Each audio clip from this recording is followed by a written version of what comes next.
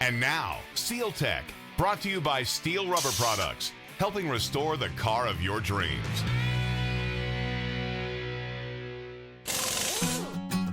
So, what is the biggest issue that people face when they're installing new rubber weather stripping? Well, gluing it in, of course, because if you do it wrong, it's not going to stay in place and you're going to make a huge mess.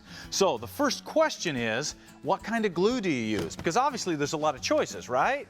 Wrong. The only thing that you should be using when you're putting in rubber weather stripping is black super Weatherstrip adhesive, in spite of what you may have seen on the internet.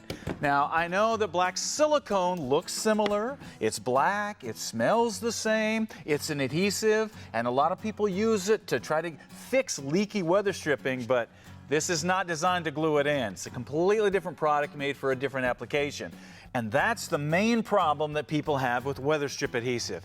They don't realize how it was designed to work, and there's nothing on the tube that tells you how to do it. So they treat it like silicone, and they just put a big bead right down the center of the panel. Then they just mash the rubber down on top of that. Now, before I do that, notice that this rubber has a natural bend in it from being rolled up.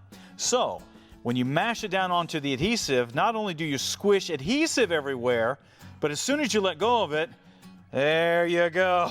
Now you got a mess, because you're not only fighting the natural curve of the rubber, but you're fighting the wet adhesive, and it only goes downhill from there. Weatherstrip adhesive is designed to be used as a contact cement, which means you put a thin bead on the surface and then smooth it out with a popsicle stick or a plastic knife.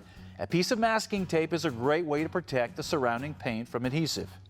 Then spread a light coat of adhesive on the rubber as well, and spread that out as well and wait until it gets tacky. Finally, spread another light coat on one of the surfaces and pull up your tape. Then set the rubber in place. Now make sure everything is lined up properly, because as soon as you touch the rubber to the surface, it's gonna stick. Now let's look at the difference. This one is straight, and it's bonded enough to where I can actually pick up this piece of 16th inch steel plate.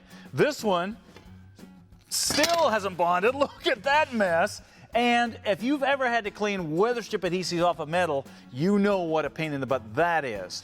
Fortunately, if you do it right, you never have to deal with this again, and your weather stripping is going to stay where it should.